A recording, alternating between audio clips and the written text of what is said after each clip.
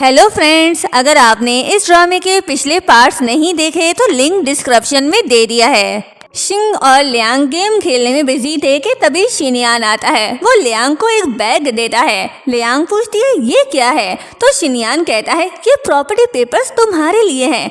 Country के हर बड़े city में एक हाउस है, जो पसंद आए वो रख लो।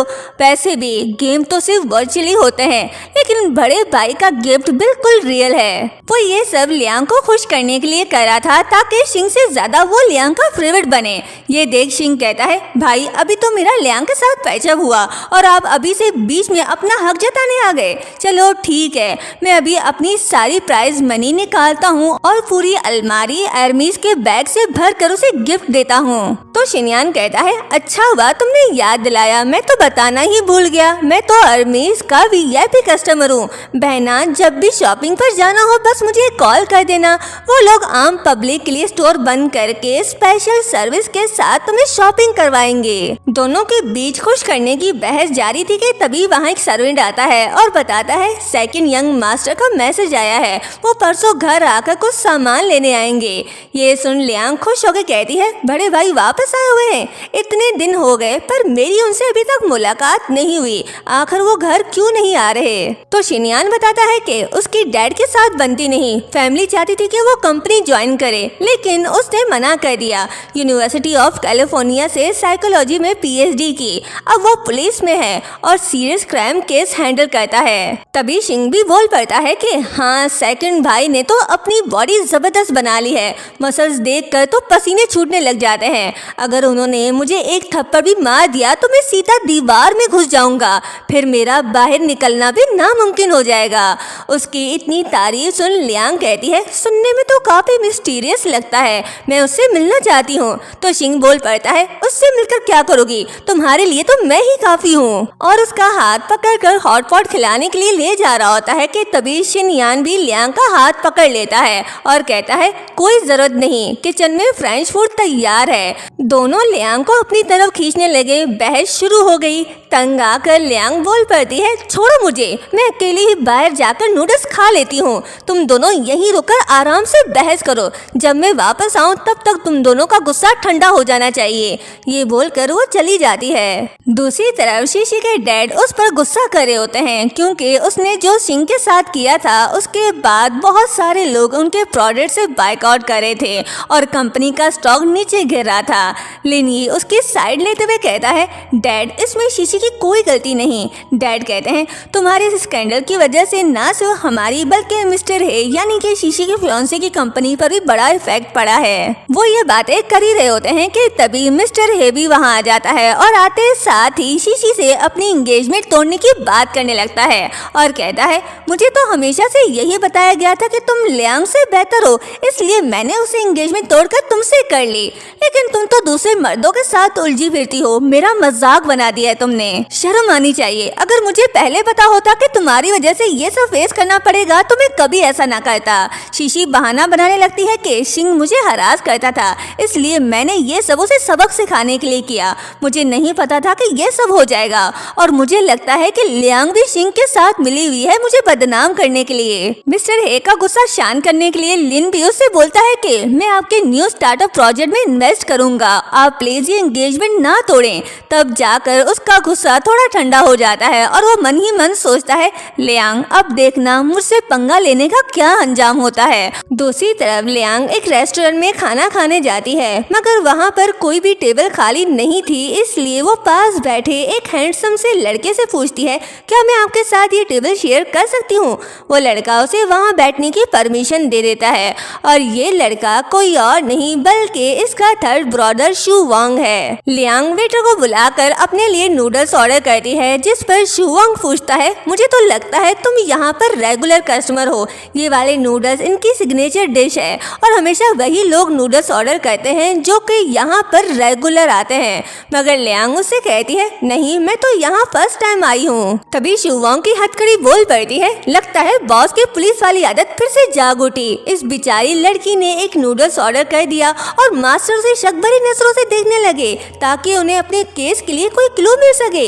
मानना पड़ेगा बॉस तो पैदा ही डिटेक्टिव बनने के लिए हुए थे। ये सुन लियांग को पता चलता है कि ये लड़का असल में एक पुलिस वाला है। वो दोनों खाना खाने में बिजी थे कि अचानक एक लड़की की तबीयत खराब हो जाती है। वो अपनी चेयर से नीचे गिर जाती है। शू वांग जल्दी से उसकी हेल्प के लिए आगे बढ़ता है। वो लड़की बोलती है कि मुझे एलर्जिक अटैक आया है, मेरी मेडिसिन मेरी बैग में ही है। लेकिन जब शू वांग उसका बैग चेक करता है तो उसमें कुछ नहीं होता। तभी बैग रोते हुए बताता है कि मैडम ने वो मेडिसिन मेरे अंदर नहीं बल्कि अपने पॉकेट में रखी थी और गलती से वो डस्टबिन में फेंक दी। अब मेरी मैडम का क्या होगा, उन्हें कौन बचाएगा? लियांग उससे पूछती है कौन सी डस्टबिन? तो बैग बोल पड़ता है कि वही डस्टबिन जो उस टेबल के पास रखा है।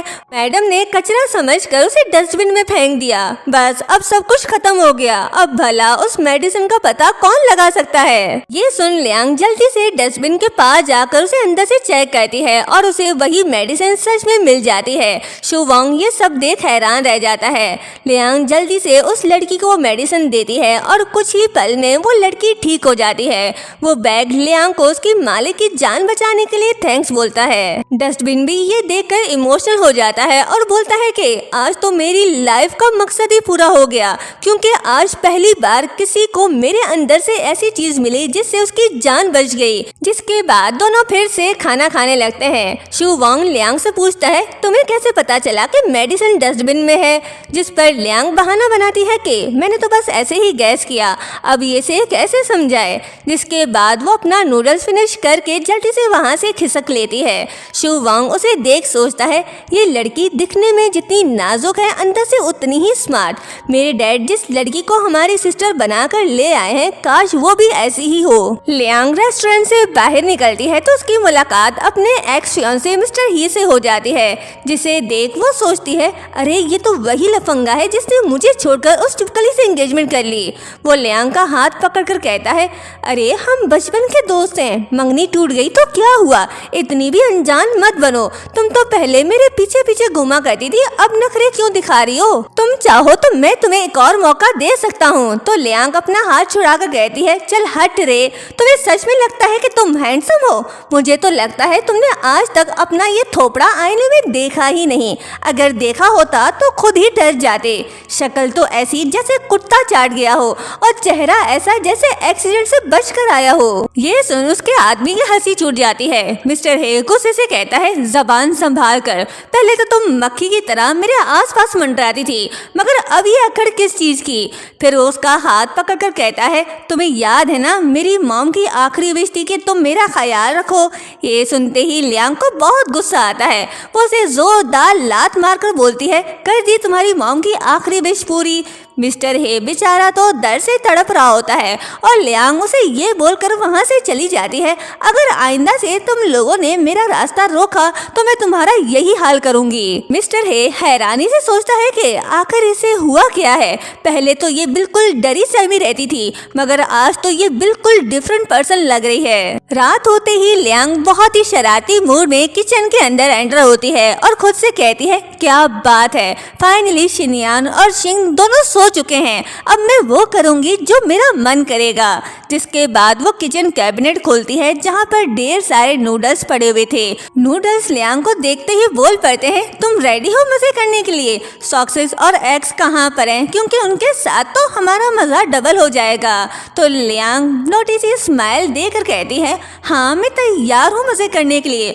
फिर वो आराम से बैठकर नूडल्स एंजॉय करने लगती है। तभी उसे मिस्टर हे का मैसेज आता है जो उसे बार में आने को बोलता है और कहता है अगर वो उसे बार में मिलने नहीं आई तो फिर अंजाम की जिम्मेदार वो खुद होगी। मगर लियांग उसे कोई रिप्लाई नहीं देती और आराम से फोन बंद करके साइड पर रख देती है।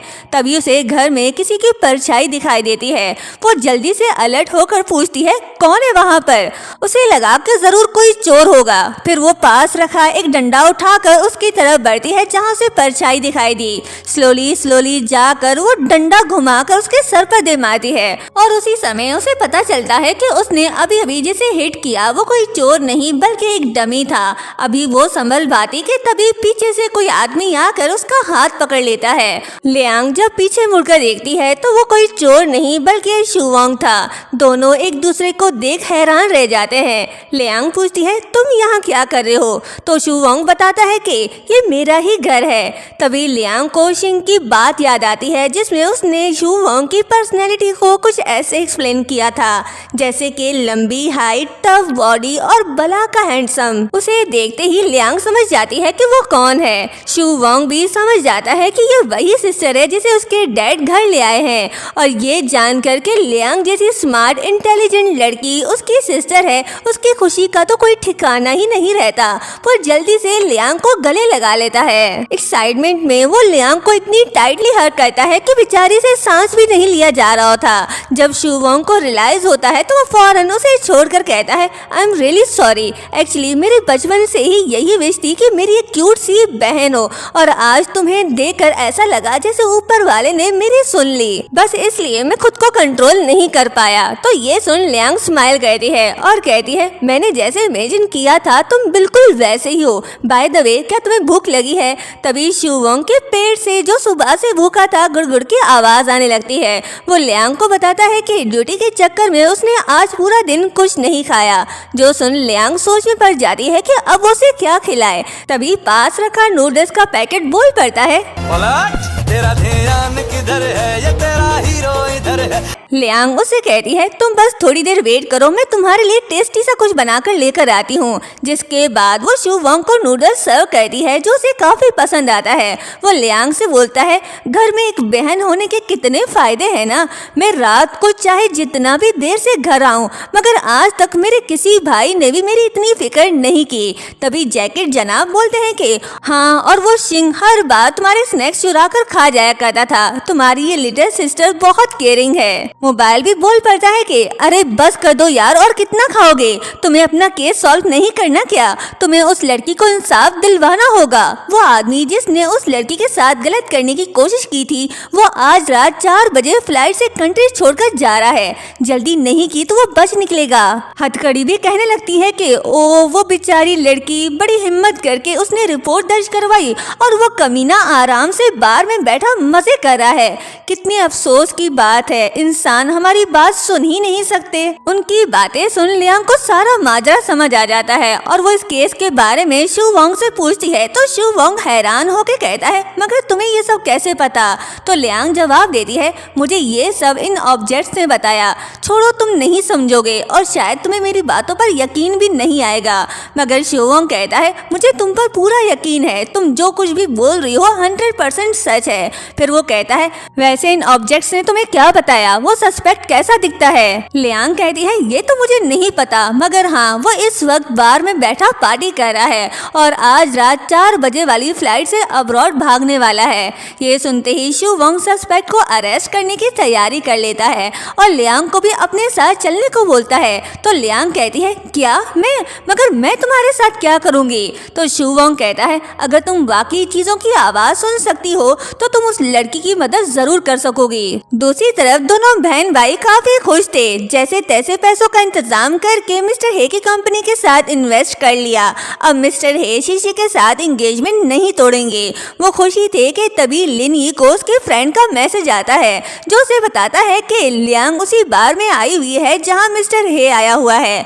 मैसेज पढ़ वो शीशी से कहता है मेरे साथ चलो, वो लियांग तुम्हारे फियांसे के पास पहुंच गई है, कहीं ऐसा ना हो वो उसे तुमसे छीन ले। वहीं दूसरी तरफ शू वोंग और लियांग बार पहुंच जाते हैं लेकिन यहाँ पर तो काफी शोर है। लियांग को कुछ भी सुनाई नहीं दे रहा। वो बहुत ध्यान लगाकर सुनने की कोशिश कर रही होती है। तभी मिस्टर हे के बंदे की नजर लियांग में पड़ जा रही है। वो उसे कहता है भाई वो देखो लियांग सुबह तो बड़ी अकड़ दिखा रही थी और अब खुद चलकर आपके पास आई है। तो ये सुन मिस्टर हे भी अकड़ दिखाकर कहता है मैं हूँ ही इतना हैंडसम, वो मुझे भूल ही नहीं पाई। लियांग ध्यान देकर ऑब्जेक्ट की बातें सुनने की कोशिश करती है। इस चक्कर में वो गिरने वाली होती है तो शू वंग उसे संभाल लेता है और पूछता है क्या हुआ, क्या तुम्हें इन सब की आदत नहीं? तो लियांग बताती है मैं पहली बार आई हूँ। तभी उसे एक लड़के की कीचेन की आवाज आती है जो कह रहा था मेरा मास्टर अंडर एज है और ये अभी से एडल्ट वाली सारी चीजें करता है। जो सुनकर लियांग को गुस्सा आता है। वो शू वंग को इशारा करती है तो शू वंग उस लड़के को पकड़ कर ले जाता है। तभी मिस्टर हे का आदमी कहता है वो इधर उधर क्यों मंडरा रही है, क्या तुम उसे दिखाई नहीं दे रहे? वैसे वो जिस लड़के के साथ आई थी वो कौन है, कहीं उसका चाहने वाला तो नहीं? उसकी बातें सुन मिस्टर हे का मुंह बन जाता है। वहीं लियांग फिर से ऑब्जेक्ट की आवाज सुनने में फोकस करने लग जाती है तो उसे एक लाइटर की आवाज आती है जो बेचारा बहुत दुखी था और कह रहा था मुझे बहुत दुख है कि मेरा मास्टर एक रेपिस्ट है, मुझे तो शर्म आ रही है इसे अपना मास्टर कहते हुए। लियांग इतने शोर में भी उसकी आवाज सुन लेती है और जैसे ही मुड़कर देखती है तो वहाँ मिस्टर हे बैठा हुआ था। वो फौरन पास जाती है तो लाइटर चुप हो जाता है। लियांग उससे कहती है तुम अभी किसकी बात कर रहे थे? जो सुनकर मिस्टर हे समझता है कि शायद लियांग उससे बात करी है और उसमें इंटरेस्टेड है। वो लियांग का हाथ पकड़कर अपने साथ ड्रिंक करने को कहता है तो लियांग उसे कहती है मैं तुमसे बात नहीं कर रही। मिस्टर हे गुस्से से कहता है ज्यादा ड्रामा मत करो, अगर दोबारा हंगामा किया तो फिर मुझे बुरा मत कहना। तभी लाइटर फिर से बोल पड़ता है तुम्हारी शक्ल देखकर भी घिन आती है और फिर लियांग को बताता है कि ये एक रेपिस्ट है, इसकी जाल में मत फंसना। जो सुन लियांग लाइटर उठाकर मिस्टर हे से पूछती है ये तुम्हारा है? तो वो हाँ कहता है। तो लियांग मिस्टर हे का हाथ पकड़ लेती है ताकि वो भाग न जाए। तो मिस्टर हे हंसने लगता है और कहता है अरे वाह, मुझे नहीं पता था कि मैं इतना हैंडसम हूँ कि मेरे कहे बिना ही ये मुझे अपने साथ ले जा रही है। लियांग शू वंग को कॉल करी होती है लेकिन वो कॉल अटेंड नहीं कर रहा होता। ये देख मिस्टर हे उसका मोबाइल छीन लेता है। तभी वहाँ पर शीशी आ जाती है। वो लियांग से कहती है छोड़ो मेरे फियोंसे का हाथ, अब तो खुलेआम दूसरे के फियोंसे पर डोरे डाल रही हो, शर्म नहीं आती? लियांग कहती है क्या मैं इसे छीन रही हूँ? मुझे इस घटिया आदमी में बिल्कुल भी दिलचस्पी नहीं, ये एक रेपिस्ट है। जो सुनकर शीशी कहती है बस भी करो, मुझे पता है तुम मेरे फियोंसे पर इल्जाम लगा रही हो क्योंकि तुम मुझसे जेलस हो रही हो। तो ये सुन लियांग हंसने लगती है। वो उसे कुछ कहती तभी लिन ये कहता है तुम इसको रेपिस्ट क्यों कह रही हो, क्या तुम्हारे पास कोई प्रूफ है? नहीं ना माय डियर सिस्टर, तुम्हें तो अच्छा सबक सिखाना ही पड़ेगा, चलो मेरे साथ। और लियांग का हाथ पकड़कर उसे अपने साथ ले जाने लगता है लेकिन लियांग उसे थप्पड़ मारकर अपना हाथ छुड़ा लेती है और मिस्टर हे के पास जाकर उससे कहती है किसने कहा मेरे पास सबूत नहीं, और फोन उठाकर पासवर्ड पूछने लगती है। जो सुनकर वो कहता है क्या तुम पागल हो, मैं तुम्हें अपने फोन का पासवर्ड क्यों बताऊं, वो भी सरेआम? लेकिन लियांग तो उससे पूछ ही नहीं थी, वो तो मोबाइल से बात करी थी। मोबाइल भी उसे पासवर्ड बता देता है। लियांग फोन अनलॉक कर लेती है जो देखकर सब हैरान हो जाते हैं। मिस्टर हे उसे मोबाइल छीनने की कोशिश करता है लेकिन लियांग जैसे तैसे करके वॉइस नोट प्ले कर देती है जिससे साबित हो जाता है कि वो एक रेपिस्ट है। लियांग कहती है अब बोलो, अब भी कुछ कहना बाकी है? लेकिन शीशी फिर भी कहती है मुझे यकीन है ये वॉइस नोट एआई है, मेरा फियोंसे ऐसा कर ही नहीं सकता। और मिस्टर हे से कहती है तुम फिक्र मत करो, मैं तुम्हारे साथ हूँ। और मन ही मन सोचती है चाहे कुछ भी हो जाए इसे कुछ नहीं होना चाहिए वरना सॉन्ग फैमिली बर्बाद हो जाएगी। उसकी बातें सुन लियांग मन ही मन सोचती है कोई इतना बड़ा बेवकूफ कैसे हो सकता है। और शीशी से कहती है क्या तुम पागल हो, थोड़ा तो दिमाग यूज करो। वो अपने खुद के ही मोबाइल में अपना ही एआई वॉइस बनाकर क्यों रखेगा? लेकिन शीशी की अकल तो घास चढ़ने गई, वो मानने को तैयार ही नहीं कि उसका फियोंसे भी गलत हो सकता है। और इस मौके का फायदा उठाकर मिस्टर हे वहाँ से भागने की कोशिश करता है। वो सामने रखा बोतल लियांग को बताता है कि उसे रोको, वो भाग रहा है तो मुझे उठाकर सीधा उसके सिर पर मारो। और लियांग वैसा ही करती है, वो उस बोतल को उठाकर उसके सिर पर मारती है जिससे वो नीचे गिर जाता है और उसके सिर से खून भी निकलने लगता है। फिर वो एक और बोतल उठाकर उसके पास जाती है और उसे धमकाने लगती है तुम्हें मेरे साथ पुलिस स्टेशन चलना होगा, बेहतर इसी में है कि चुपचाप मेरे साथ चलो और अपना जुर्म कबूल करो। तभी लिन ये लियांग को डांटने लग जाता है और कहता है ये तुम क्या कर रही हो? लियांग का ध्यान उसकी तरफ हो जाता है और इस वजह से मिस्टर हे को मौका मिल जाता है। वो चाकू उठाकर लियांग को मारने के लिए आगे बढ़ा होता है। तभी चाकू बोल पड़ता है, लिटिल गर्ल प्लीज केयरफुल। इससे पहले मिस्टर हे उस पर हमला करता है, तभी वहाँ पर शू वोंग आता है। वो उसे लात मारकर नीचे गिराकर हथकड़ी लगा देता है, जिसके बाद वो लियांग के पास जाता है और उसे पूछने लगता है, तुम ठीक तो हो ना? तो लिनी कहता है, अब ये कौन है? हर बार तुम एक नए लड़के के साथ होती हो। तो शू वोंग कहता है, मैं लियांग का भाई हूँ। जो सुन लिनी कहता है, ये अच्छा है, अपने भाई को तुम पूछती तक नहीं और बाहर भाई बनाकर उन पर प्यार लुटा रही हो। फिर वो शू वोंग से कहता है, ओए बदतमीज लड़के, मेरे जीजा जी को छूने की हिम्मत कैसे की? शायद तुम मुझे जानते नहीं, जब मैं गुस्से में आ जाऊं तो सामने वाले को छोड़ता नहीं। ये कहकर वो शू वोंग को मारने के लिए उसकी तरफ बढ़ता है, लेकिन शू वोंग के एक पंच से ही वो जमीन पर गिर जाता है और उसकी सारी हवा निकल जाती है। सोचने लगता है, ये कैसे मुमकिन है? इतने साल बॉक्सिंग सीखने के बाद भी मैं इस लड़के से हार गया। लियांग भी इम्प्रेस हो जाती है, वाओ मेरा भाई कितना हैंडसम और पावरफुल है। जिसके बाद शू वोंग सबको अपनी आईडी दिखाता है और जब सबको पता चलता है कि वो एक पुलिस ऑफिसर है तो कोई भी उसके सामने कुछ भी बोल नहीं पाता। जिसके बाद वो हे को अरेस्ट करके अपने साथ पुलिस स्टेशन ले आता है, जहाँ पर हे काफी कॉन्फिडेंट था कि वो बच निकल जाएगा। कहता है, कागजों से मुझे डरा रहे हो? मेरे लॉयर आने तक मैं एक लफ्ज भी नहीं बोलूंगा। मैंने एक ऐसा लॉयर हायर किया है जो मर्डर चार्ज भी हटा सकता है, तो ये तो सिर्फ एक रेप केस है। शू वोंग कहता है, मतलब तुम हे फैमिली के गोल्ड लॉयर टीम का इंतजार कर रहे हो? लो वो आ गया। जैसे ही लॉयर आता है तो वो बोलने लगता है, आखिरकार तुम आ ही गए, जल्दी से मेरी जमानत करवाओ और लियांग ने मेरा सर फोड़ दिया है, मैं उस पर केस करूंगा, उसे जेल भिजवाओ। लेकिन ये क्या, लॉयर तो सीधा शू वोंग को रिस्पेक्ट देने लगा। वो हे को बताने लगता है, हमारा लॉ फर्म आपका केस नहीं ले सकता और शायद बीजिंग का कोई भी लॉ फर्म आपके केस को कबूल नहीं करेगा, क्योंकि सारे सबूत आपके खिलाफ है। औरत को जबरदस्ती हरास करना ये एक घटिया हरकत है। अब तो शायद ऊपर वाला भी आपको नहीं बचा सकता। और इसी के साथ कल रात आपने लियांग को धमकी दी, उसे मारने की कोशिश की। आप जानते हो वो लड़की कौन है? वो पी फैमिली की बेटी है। पी फैमिली ने आपके अगेंस्ट लीगल स्टेटमेंट निकाल दिया है, जिसके बाद अब आपका फ्यूचर खतरे में पड़ गया है। तो हे कहता है, अच्छा चलो ठीक है, मैं मानता हूँ मैंने क्राइम किया, लेकिन जो उस लड़की ने मुझ पर अटैक किया, मेरा सिर फोड़ दिया, वो क्या? उसके अगेंस्ट भी तो कोई लीगल एक्शन लेना चाहिए ना तुम्हें। तो शू वोंग उसके सामने कल रात की सीसीटीवी फुटेज चला देता है और कहता है, इस फुटेज में साफ साफ दिखाई दे रहा है कि पहले तुमने अटैक किया था, लियांग ने तो सिर्फ सेल्फ डिफेंस किया था। अब तो कोई भी तुम्हें नहीं बचा सकता। हाँ, अगर तुम अपना जुर्म कबूल कर लो तो मैं कोर्ट में तुम्हारी सजा कम करवाने की रिक्वेस्ट कर सकता हूँ। हे हंसकर कहता है, तुम मुझे इतनी आसानी से जेल नहीं भेज सकते। तुम शायद मेरे डैड को जानते नहीं, हमारी फैमिली बहुत रिच है और पावरफुल कनेक्शंस भी हैं। वो मुझे एक चुटकी बजाकर वहाँ से निकाल लेंगे। तो शू वोंग उसे न्यूज़ दिखाकर कहता है, तो फिर अपनी हे फैमिली का भी हाल देख लो। कंपनी के शेयर्स 90% गिर चुके हैं। कई पार्टनर्स ने सारे कॉन्ट्रैक्ट कैंसिल कर दिए। कंपनी पूरी तरह टूट चुकी है। पता है तुम्हारे डैड तुम्हें बचाने क्यों नहीं आए? क्योंकि वो खुद भी फंस चुके हैं। बहुत जल्द वो भी तुम्हारे साथ जेल में चक्की पीसेंगे।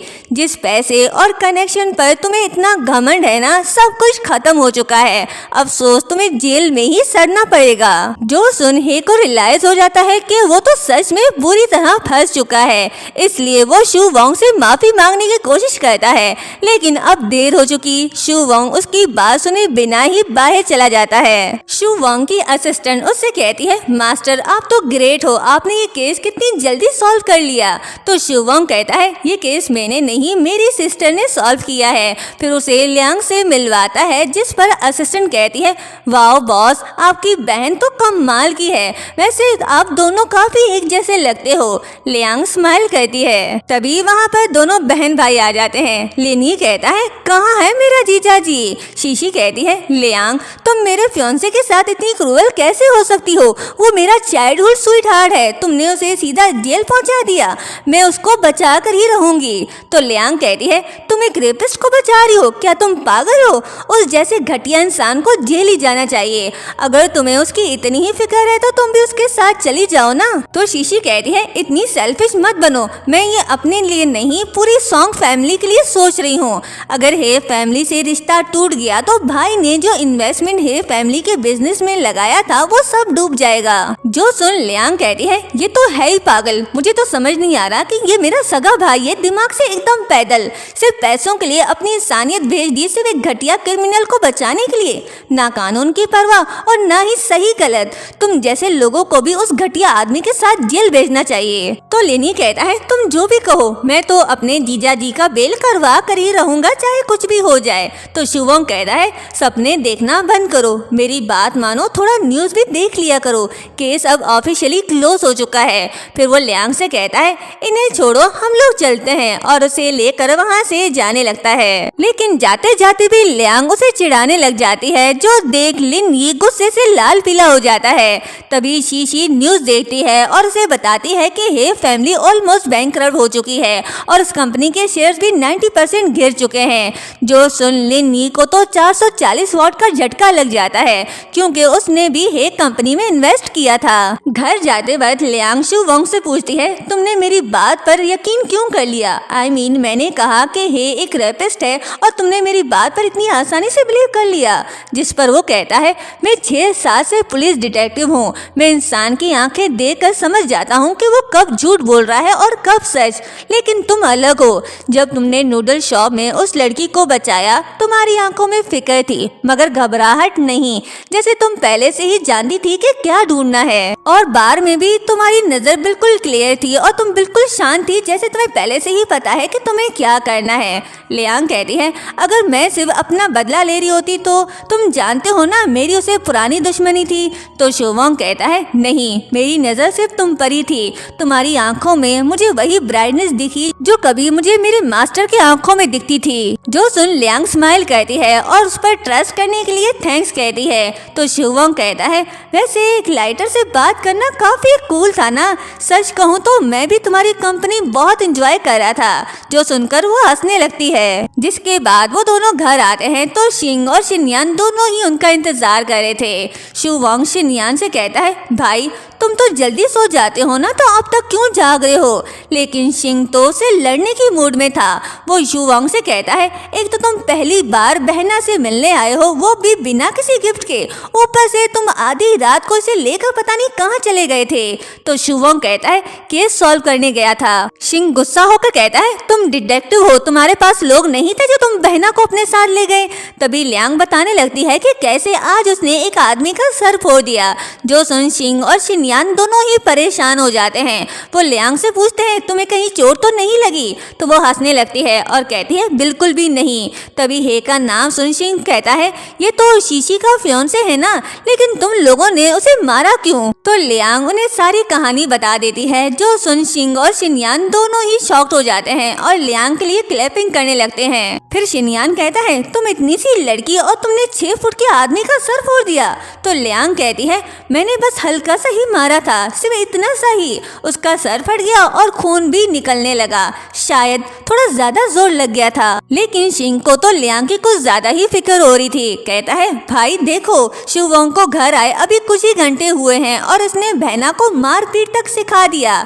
लियांग कहती है, ऐसा मत बोलो, भाई तो केस सॉल्व कर रहे थे। उसकी साइड लेटा देख शिंग कहता है, क्या अब तुम इसकी साइड ले रही हो? तुम दोनों आज ही मिले हो, फिर इतनी अच्छी ट्विनिंग कैसे बन गई? फिर वो शुवोंग से कहता है, तुम्हें इस टाइप के केस में लियांग को इन्वॉल्व नहीं करना चाहिए था। अगर तुम्हें आने में थोड़ी सी देर हो जाती और वो हे बहना को हर्ट कर देता।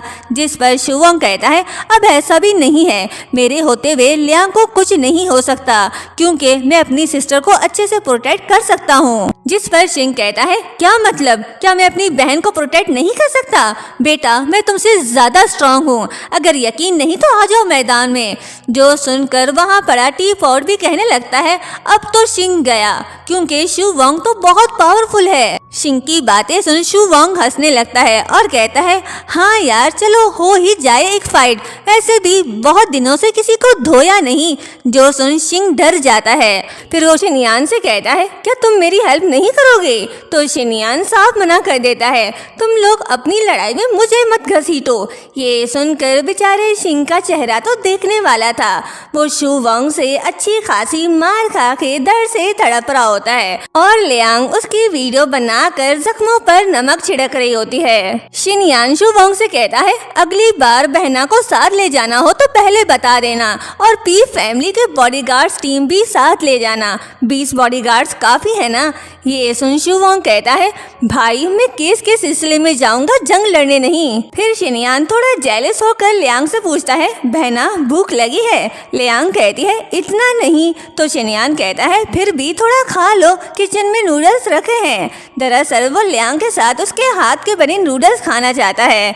तभी शू वोंग कहता है भाई लियांग ने मुझे नूडल्स बनाकर दिए थे, हमने साथ खाए हैं। ये सुन वो और जेलस हो जाता है।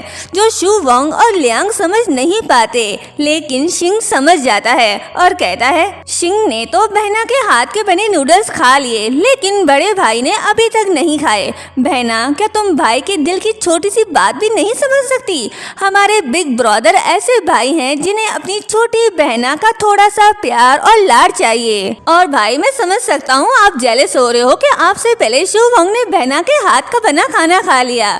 जो सुन लियांग और शू वोंग हंसने लगते हैं। लियांग कहती है मैं अभी आपके लिए नूडल्स बना कर लाती हूँ। शिंग कहता है मैं 2 एग्स खाऊंगा प्लीज। तो शू वोंग उसे मारकर कहता है मुझे तो तुम खुद एक अंडा लगते हो।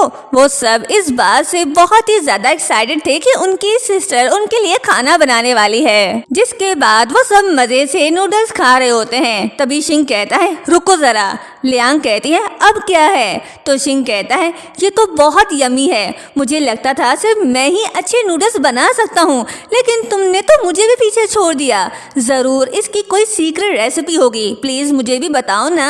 तो लियांग कहती है नहीं इसमें कुछ भी सीक्रेट नहीं है। तो शिंग ऐसा प्रिटेंड करता है जैसे वो अपने पॉकेट से कुछ निकाल रहा है। सबकी नजरें उस पर कि आखिर ये लियांग को क्या देने वाला है, लेकिन वो हार्ड बनाकर लियांग को दिखाता है और कहता है ये मेरा प्यार है तुम्हारे लिए। जो देख लियांग हंस पड़ती है और शू वोंग उसे मार कर कहता है हम सब खाना खा रहे हैं और तुम इतनी अजीब हरकतें कर रहे हो। तो शिंग कहता है तुम तो चुप ही रहो, कोई अपने भाई को ऐसे मारता है क्या? अब तुम्हें मेरे मेडिकल बिल पे करने होंगे, 50,000 मेरे अकाउंट में ट्रांसफर कर देना। जो सुन शिंग शॉक्ड होकर कहता है इतने ज्यादा? मुझे तो तुम्हारी कोई चोट दिखाई नहीं दे रही। जिस पर वो कहता है तुमने मेरे अंतरात्मा पर जख्म लगाया है, वो तुम्हें दिखाई नहीं देगा। फिर शिनयान लियांग की तरफ एक की बढ़ाता है। लियांग पूछती है ये क्या है? तो वो कहता है ये एक स्टूडियो है तुम्हारे लिए, तुम्हें डिजाइनिंग पसंद है ना, कब तक अपने बेडरूम में बैठकर डिजाइन बनाती रहोगी, ये मुझे बिल्कुल भी अच्छा नहीं लगता। तो लियांग कहती है आप ऑलरेडी मेरे लिए बहुत कुछ कर चुके हो, मुझे ये स्टूडियो नहीं चाहिए। तो शिनयान कहता है बात ये नहीं है कि तुम्हें जरूरत है, बात ये है कि मुझे तुम पर खर्च करना पसंद है। तुम जितना खर्च करोगी मुझे उतना ही मेहनत से और पैसे कमाने का मोटिवेशन मिलेगा। ये सुन लियांग सोचती है क्या यही सोच होती है एक सीईओ की, और फिर कहती है जो भी हो भाई मैं ये नहीं रख सकती। तो शिंग कहता है अरे तुमने बिग ब्रदर को इतने अच्छे नूडल्स बनाकर खिलाए हैं, उसके लिए गिफ्ट तो बनता है ना। अगर तुमने नहीं लिए तो बाद में तुम्हारे हाथ के नूडल्स खाने में भी नहीं शर्म आएगी। तो लियांग वो कीज ले लेती है और कहती है अगर ऐसी बात है तो मैं दोबारा आप सबको नूडल्स बनाकर खिलाऊंगी, वो भी सी फूड के साथ। जो सुनकर वो सभी खुश हो जाते हैं। तो लियांग मन ही मन कहती है सिर्फ 3 महीने पहले मैं सड़क के किनारे अकेली मौत का इंतजार कर रही थी और आज मेरे पास 3 बड़े भाई हैं जो मुझसे इतना प्यार करते हैं कि मेरे सिर्फ नूडल्स बनाने पर ही खुश हो गए। दूसरी तरफ लिन यी के डैड उसकी क्लास ले रहे होते हैं क्योंकि उसने हेग कंपनी में 80 मिलियन इन्वेस्ट किया और अब जबकि हेग कंपनी बर्बाद हो चुकी है तो लिन यी के वो पैसे जो उसने अपने डैड को बताए बिना हेग कंपनी में इन्वेस्ट किया था वो भी डूब गए और इसलिए अब उसके डैड उसे डांट रहे होते हैं।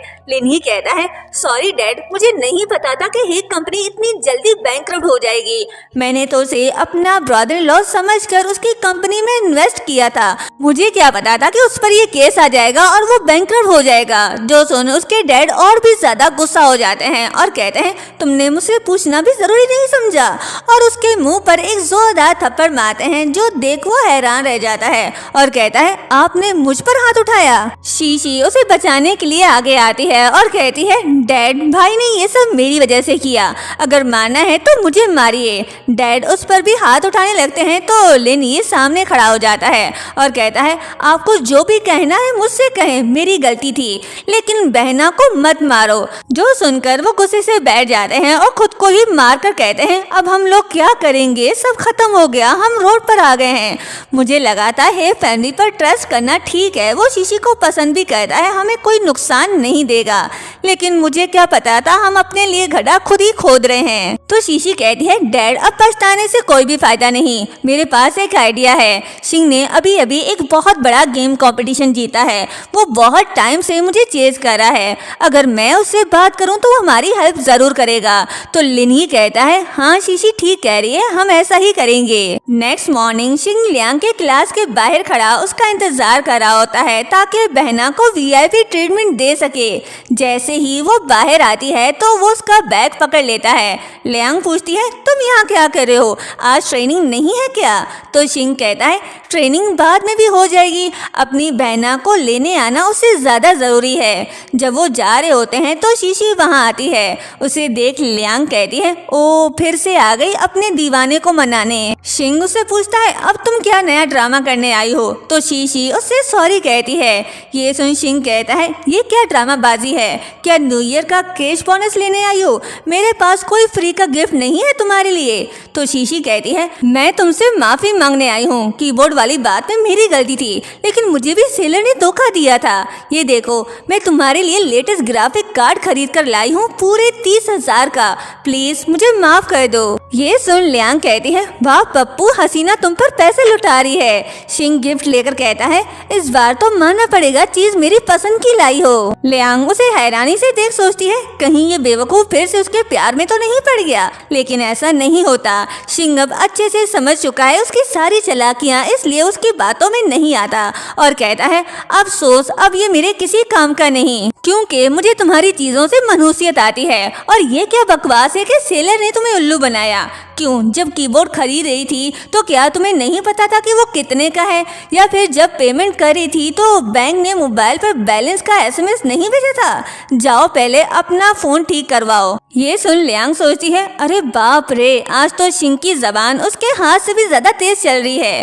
तभी शीशी लियांग को टारगेट करके शिंग से कहती है, मुझे पता है तुम मुझसे नाराज हो, लेकिन मैं वाकई तुम्हारी फिक्र करती हूँ। कहीं किसी ने मेरे खिलाफ तुम्हारे कान तो नहीं भर दिए?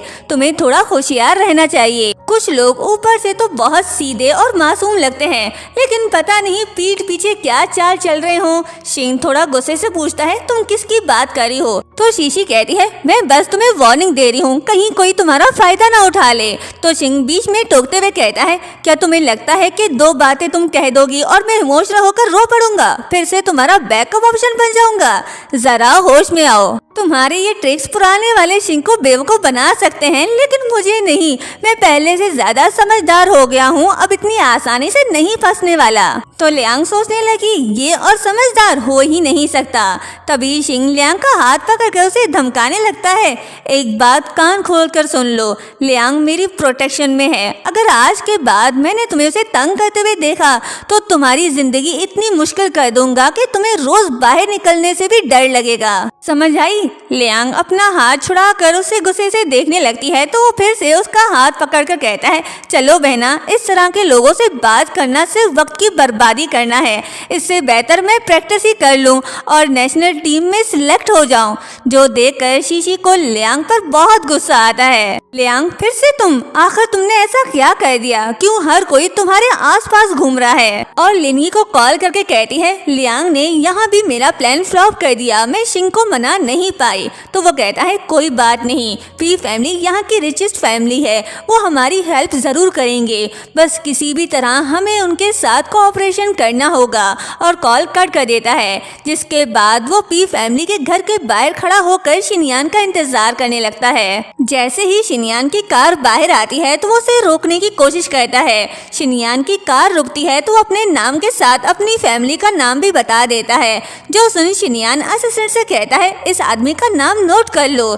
ये सुन वो खुश हो जाता है कि शिनयान उसकी हेल्प जरूर करेगा, लेकिन उसकी ये खुशी 1 सेकंड की ही थी। अगले ही पल शिनयान कहता है आज के बाद इससे ना सिर्फ पी ग्रुप बल्कि किसी भी बैंक या कंपनी से लोन नहीं मिलेगा। इस आदमी को पूरी इंडस्ट्री में ब्लैक लिस्ट कर दो। ये सुन उसके तो तोते ही उड़ जाते हैं। वो वजह पूछता है तो शिनयान कहता है अगर किसी को दोष देना है तो उस इंसान को दो जिसे तुमने नाराज किया। तो लिनी कहता है चाहे मुझे 10 जन्म भी क्यों ना मिले, मैं कभी भी आपको नाराज करने की हिम्मत नहीं कर सकता। जरूर आपको कोई मिसअंडरस्टैंडिंग हुई है। अब इसे क्या पता कि शिनयान अच्छे से जानता है कि इसने उसकी इकलौती लाडली बहना को सताया है। लिनी बिल्कुल होपलेस हो गया है। पी फैमिली उसकी आखिरी उम्मीद थी और अब उसने भी इंडस्ट्री में ब्लैकलिस्ट करने की धमकी दे दी। तभी शीशी उसे बताती है कि अभी भी एक मौका है, नेक्स्ट मंथ डिजाइन कंपटीशन होने वाला है।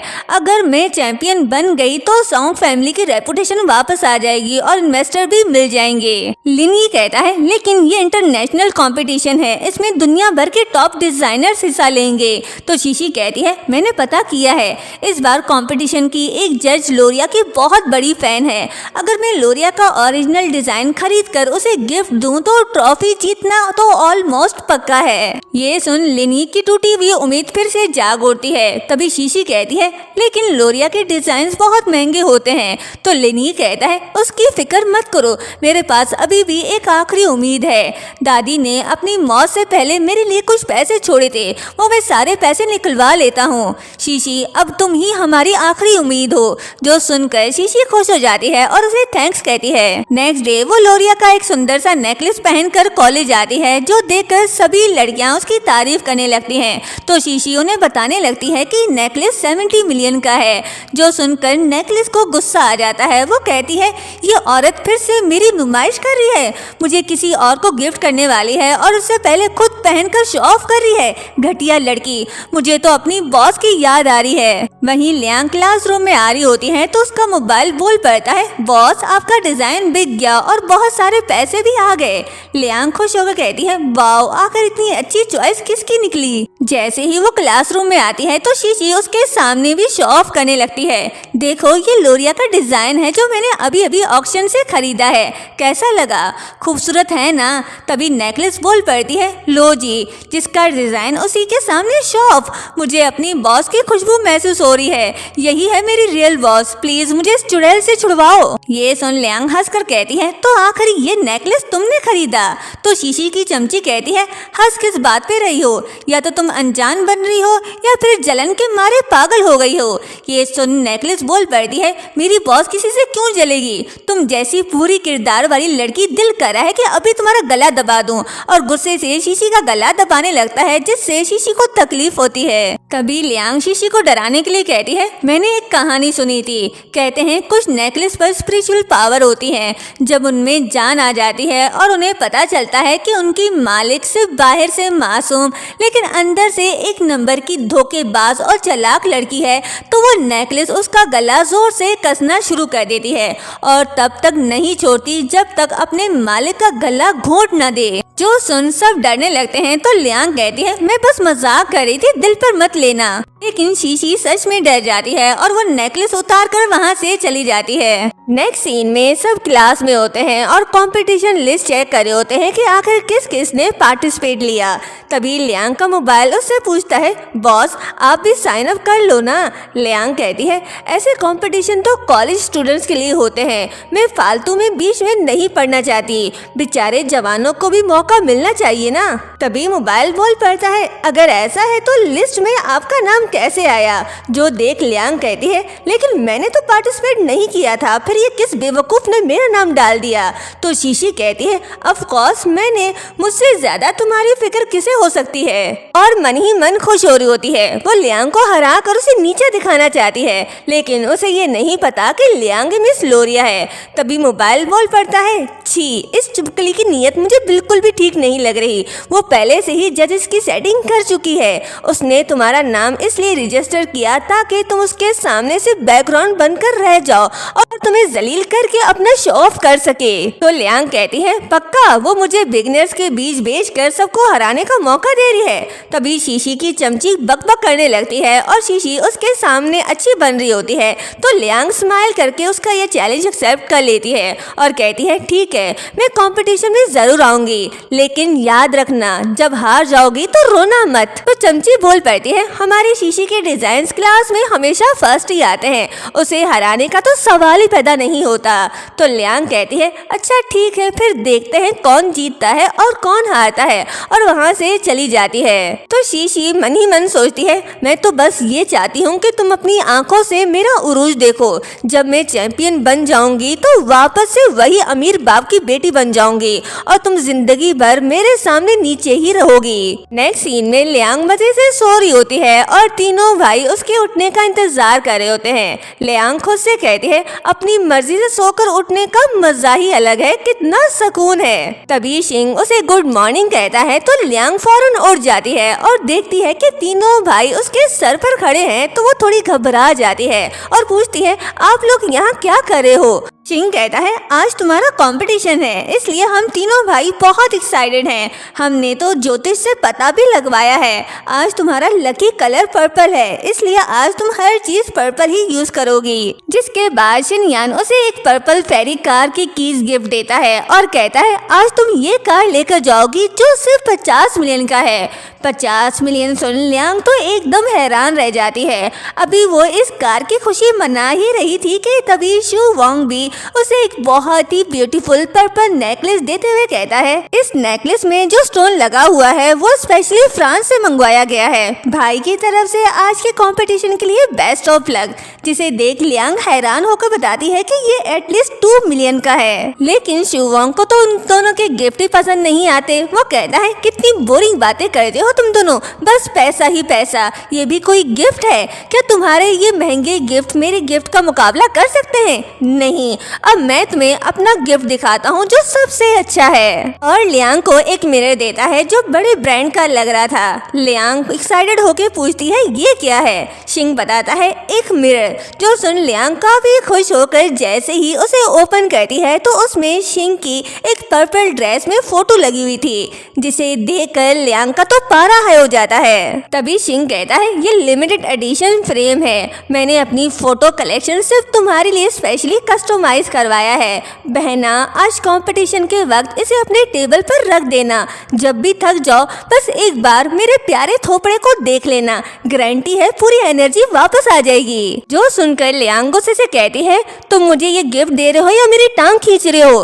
तो शू वोंग उससे मिरर लेकर फेंक देता है और कहता है, बहना को तुम्हारी शक्ल देखने की कोई जरूरत नहीं। जिसके बाद वो सब लियांग से कहते हैं कि आज वो भी उसके साथ कॉलेज जाएंगे क्योंकि वो भी उसका कंपटीशन देखना चाहते हैं। जो सुन लियांग शॉक्ड होकर पूछती है, आप लोग भी चलोगे? तो शिंग कहता है, क्या तुम नहीं चाहती कि हम तुम्हारे साथ चलें या तुम्हें हमें ले जाने में शर्म आ रही है? तो लियांग कहती है, ऐसी बात बिल्कुल नहीं है, मेरे भाई इतने हैंडसम है कि अगर आप लोग वहाँ बैठ गए तो सब लोग कंपटीशन छोड़कर सिर्फ आप लोगों को ही देखेंगे। फिर कंपटीशन का प्रोग्राम तो बढ़ गया। जो सुनकर वो सब एकदम सीरियस हो जाते हैं, फिर कहते हैं, बात तो सही कह रही है। इससे पहले कि वो कुछ और पूछते, लियांग बहाना बनाकर वहाँ से भाग जाती है। लेकिन वो तीनों फिर भी नहीं रुकते और लियांग से पहले ही वहाँ पहुँच जाते हैं। शू वोंग कहता है, बहना ने तो मना किया था कि हम ना आए। तो शिंग कहता है, उसे लगता है कि हम इतने हैंडसम हैं कि सारी अटेंशन हम पर ही चली जाएगी, लेकिन अब ऐसा नहीं होगा। तभी लियांग आती है और उन्हें देख हैरान होकर पूछती है, तुम लोग यहाँ कैसे आ गए? तो वो उसे देखकर चीयर अप करने लगते हैं। लियांग उन्हें इशारे से चुप रहने का बोलकर आगे निकल जाती है, लेकिन वो सब कुछ ज्यादा ही पीछे बैठे थे, इसलिए उन्हें स्टेज सही से दिखाई नहीं दे रहा था। शिनयान तो अपने फोन के साथ ही टेलीस्कोप लेकर आया था ताकि वो हर मोमेंट को प्रॉपर्ली कैप्चर कर सके, और शू वोंग भी अपने साथ एक टेलीस्कोप लेकर आया था ताकि दूर से अपनी बहना को देख सके। अब बचा बेचारा शिंग, वो जबरदस्ती शिनयान के फोन में देख देख कर गुजारा कर रहा था। तभी स्टेज पर अनाउंस होता है कि इस कंपटीशन में सबको नंबर वाइज एक एक स्टोन दिया जाएगा, जिसे उन लोगों को अपनी एबिलिटी से डेकोर करके ज्वेलरी पीस बनाना है। जिसके बाद कंपटीशन स्टार्ट होता है और शीशी को पहला नंबर मिलता है, जिसमें सबसे अच्छा और ब्राइट स्टोन था, जबकि नंबर 6 लियांग को मिलता है, जिसके स्टोन में एक क्रैक था। लेकिन हमारी टैलेंटेड लियांग परेशान नहीं होती, वो मन ही मन कहती है इतना सा क्रैक मुझे हरा नहीं सकता। जो सुनकर शीशी मन ही मन खुश हो रही होती है और उसे चिढ़ाने के लिए कहती है, ओ सिस्टर, तुम्हें तो सबसे बेकार स्टोन मिला है, मुझे तुम्हारे लिए बहुत बुरा लग रहा है, क्या तुम मेरा स्टोन लेना चाहोगी? तो लियांग कहती है हाँ दे दो। जो सुनकर उसकी बोलती ही बंद हो जाती है, तो लियांग कहती है लो जी, मैंने मांगा और अब तुम दे भी नहीं रही, कितनी ड्रामा क्वीन हो, जो तुम कर नहीं सकती वो बोला भी नहीं करो। उधर शिनयान लियांग के लिए परेशान हो रहा होता है। वो शिंग और शू वोंग से कहता है बहना के स्टोन में दरार क्यों? शिंग जब देखता है तो कहता है ये तो सबसे घटिया क्वालिटी का गेम स्टोन है।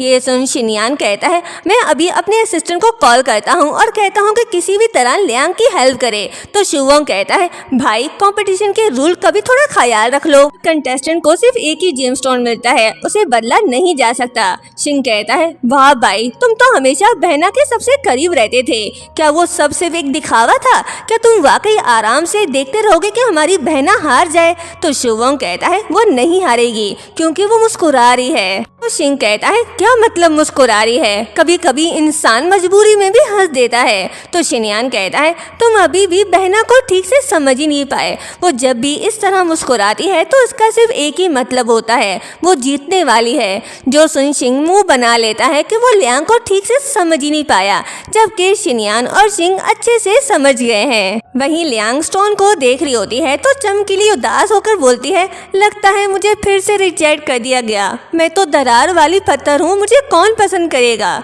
तो लियांग कहती है किसने कहा तुम में कोई कमी है? ये दरार नहीं, ये तो कुदरत की तरफ से मिला हुआ तुम्हारा मेडल है, इसी वजह से तो तुम दुनिया में सबसे यूनिक हो। लियांग की बात सुन चमकीली हैरान होकर कहती है तुम मेरी बात सुन सकती हो?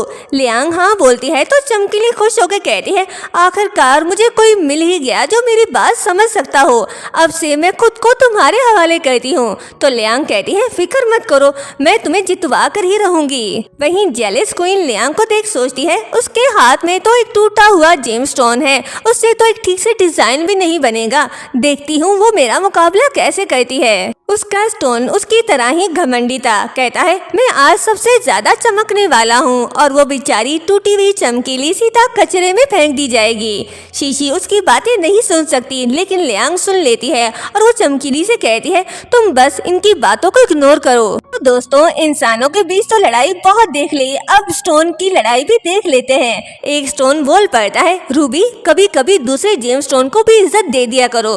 तो रूबी कहती है कि तू अपने आप को समझता क्या है, तेरी कीमत तो सिर्फ 100,000 है और मेरी 500,000, मेरे सामने अकड़ दिखाने की हिम्मत कैसे हुई? तो स्टोन बोल पड़ता है हम दोनों आखिर जेम स्टोन ही तो हैं, इतना नीचा दिखाने की क्या जरूरत है? तो रूबी कहती है कौन है तुम्हारे जैसा, तुम तो सिर्फ एक बैकअप पीस हो, तुम्हें तो शायद कभी किसी फाइनल डिजाइन का हिस्सा बनने का मौका भी नहीं मिला। रूबी की बातें सुन उस बेचारी को इतना गुस्सा आता है कि वो टूट कर बिखर जाती है, और उनकी लड़ाई सुन लियांग मन ही मन कहती है मैंने सोचा भी नहीं था कि जेम स्टोन की दुनिया में भी एक दूसरे को नीचा दिखाया जाता है।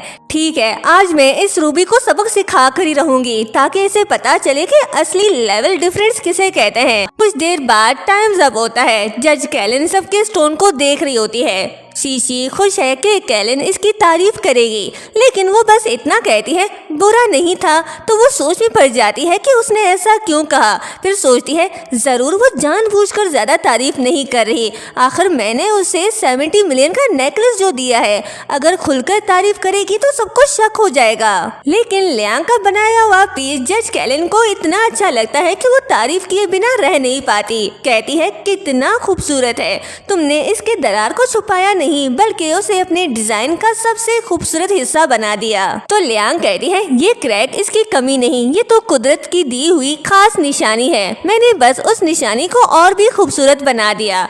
वहीं तीनों भाई लियांग के डिजाइन को देख काफी खुश होते हैं। शुवोंग कहता है मैंने तो पहले ही कहा था हमारी बहना जरूर कमाल करेगी। लेकिन शीशी को अब भी लग रहा है कि लियांग का डिजाइन अच्छा नहीं। वो मन ही मन खुश होकर कहती है बातें तो अच्छी कर लेती हो, लेकिन तुम्हारे डिजाइन में अब भी इतना बड़ा दरार है, ये कंपटीशन तुम नहीं जीतोगी। लेकिन शीशी का स्टोन रूबी लियांग से इम्प्रेस हो जाता है। वो बोल पड़ता है जेम्स स्टोन को समझने का इसका जरिया मैं दिल से मानता हूँ। तो दूसरी कहती है काश मुझे भी कभी ऐसे ही किसी ग्रेट डिजाइनर के हाथ तराशा जाता।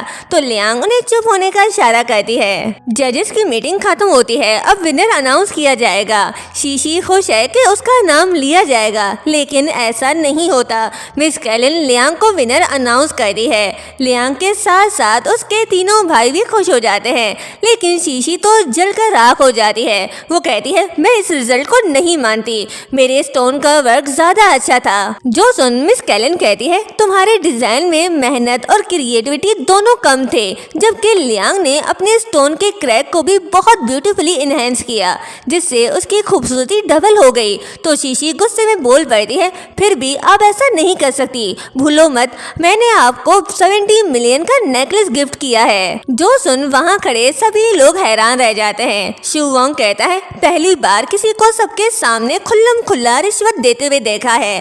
फिर शिंग को चिढ़ाते हुए कहता है अरे छोटे यही थी ना तेरी पहली वाली क्रश। तो शिंग कहता है बस करो यार, मेरी थोड़ी इज्जत तो रहने दो। वहीं शीशी की चमची जो हर वक्त उसकी तारीफ किया करती थी, उसकी साइड लिया करती थी, आज उसकी सच्चाई जानकर उसे नफरत करने लगी है। मिस कैलन भी कहती है ओ तो वो रिश्वत थी, लेकिन शायद तुम्हें इस कंपटीशन के रूल नहीं पता, यहाँ रिश्वत नहीं चलती। और लियांग को स्टेज पर बुलाकर अवार्ड दे देती है, जो देखकर उसके तीनों भाई तो खुशी से डांस करने लग जाते हैं। शिनयान जो कभी अपनी खुशी एक्सप्रेस नहीं करता था, उसने आज लियांग की खुशी का इजहार करते हुए पोस्ट डाला और लिखा कि मेरी बहन चैंपियन बन गई। जो देख शिंग कहता है वाह बड़े भाई वाकई कमाल के हो, दिल की बात कभी सामने आने नहीं देते और अब चुपके से सोशल मीडिया पर पोस्ट कर रहे हो, मैं भी पोस्ट करता हूँ। तीनों भाई पोस्ट करने में बिजी थे कि तभी लिन यी वहाँ आता है और कहता है मैं ये रिजल्ट नहीं मानता। उसे देख लियांग सोचती है ये गधा फिर से आ गया, और मिस कैलन से कहता है आप खुद को हमेशा इंसाफ परस्त जज कहती हो, फिर आपने चैंपियनशिप एक ऐसी लड़की को कैसे दे दी जिस पर पहले भी कॉपी करने का इल्जाम लग चुका है। ये लियांग सिर्फ शीशी के डिजाइन ही कॉपी नहीं करती, बल्कि इस बार कंपटीशन में भी इसके डिजाइन मिस्टर लोरिया के डिजाइन से बहुत ज्यादा मिलते हैं। यकीन नहीं आता तो खुद ही देख लो।